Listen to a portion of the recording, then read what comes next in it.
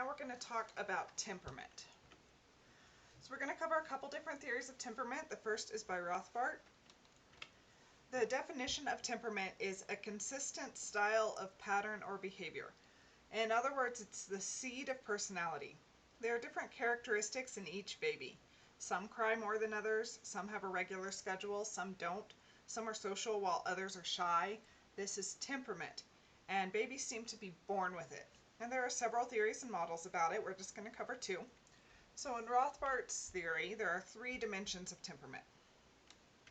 The first is called surgency or extroversion.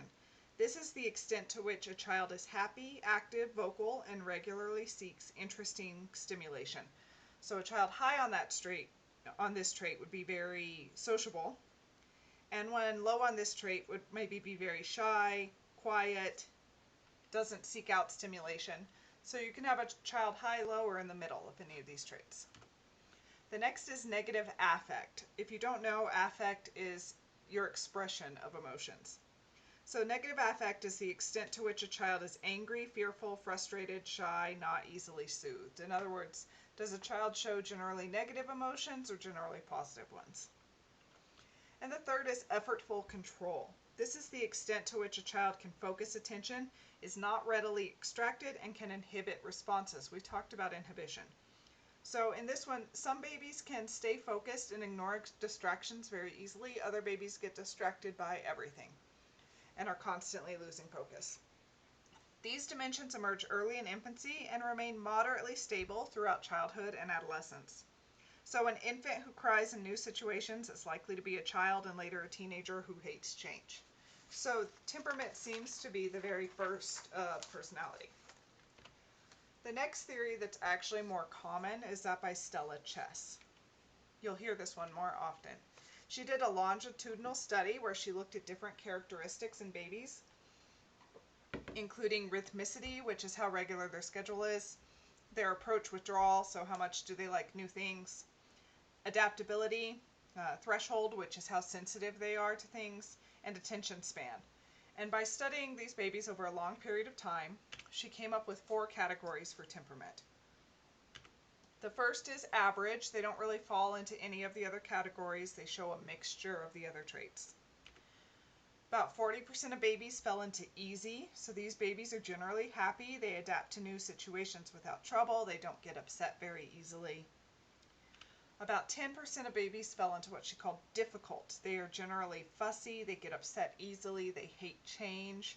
They tend to not have a regular schedule. They're difficult to take care of.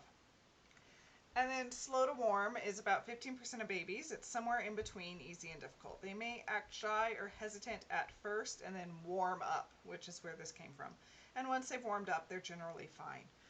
So current psychologists have kind of changed the names a little bit. Easy is now being called flexible. Difficult is now being called active or feisty. And slow to warm is now being called cautious. If you think about yourselves and your children, if you have any, you might be able to identify which of these temperaments you are. So the continuation of Chess's temperament research has found these percentages.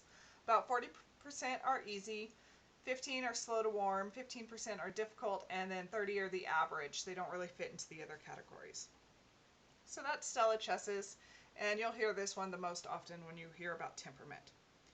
But temperament has a lot of different characteristics. I think easy, slow to warm, and difficult are too simplistic, and it's hard to just fit a baby into one of those holes. So I prefer to look at the different characteristics. So the first is activity. This refers to the child's physical energy. Is the child constantly moving, or does the child have a more relaxed attitude? A high energy child may have difficulty sitting still in class, whereas a child with low energy can tolerate a very structured environment. So a high activity might use gross motor skills like running and jumping a lot, whereas low activity may rely more on fine motor skills such as drawing or building puzzles. This trait can also refer to mental activity such as deep thinking or reading, activities which become more significant as the person matures and gets older. The next is regularity. This is also known as rhythmicity. It refers to the level of predictability in a child's biological functions, such as waking, becoming tired, hunger, bowel movements. How regular is the child?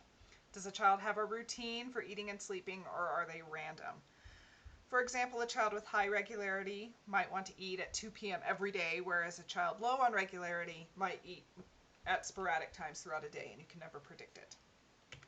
Initial reaction is also called the approach withdrawal. This refers to how the child responds, whether positively or negatively, to new people or environments. So does the child approach people or things in the environment without hesitation, or does the child shy away?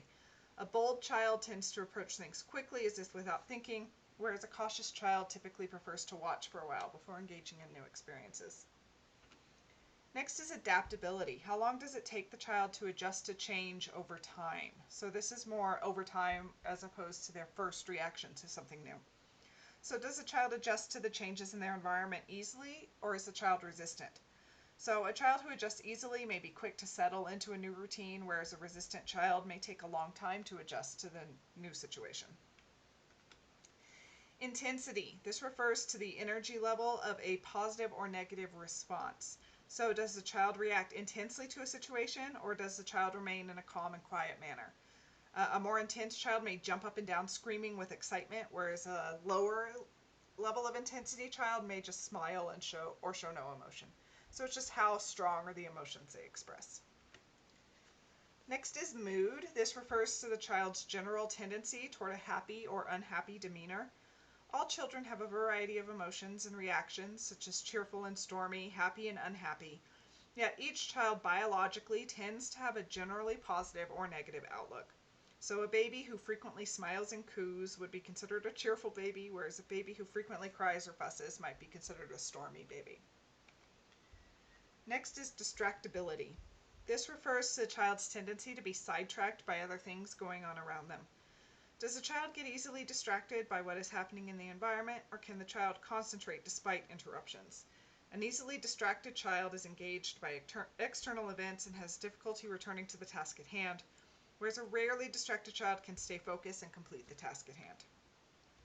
Next is persistence and attention span. This refers to a child's length of time on a task and ability to stay on task through frustrations. So can they persist? Can they keep going even if frustrated? So this is whether or not the child stays with an activity for a long period of time, or maybe it's a child who loses interest quickly. So sensitivity, this refers to how easily a child is disturbed by changes in the environment. This is also known as threshold. Is the child bothered by external stimuli like noises, textures, or lights, or does the child seem to ignore them? A sensitive child may lose focus when a door slams, whereas a child less sensitive to external noises will be able to maintain focus. You might think about people who can't tolerate tags in their shirts and has to cut them all out. So those are people on high sensitivity, people bothered by noises. So you might see some of these traits in the theories we discussed. You can see how some of these relate to Rothbert's traits and Stelliches's. But I like to break it down into these different traits because you might have a child who has very high regularity but very low adaptability. You can have a children who's high or low on any one of these things. And it's important to recognize that this is just part of their personality. It doesn't mean there's anything wrong with the child. That's just their temperament. So that leads me to this question. Why do we care? Why do I teach you about temperament and all of these levels? Well, it's because every child is different, and it's really important to know a child's temperament so you can adjust parenting or teaching style to match that child. If you have one with very high activity, you're not going to be able to get them to sit down and pay attention in class as easily.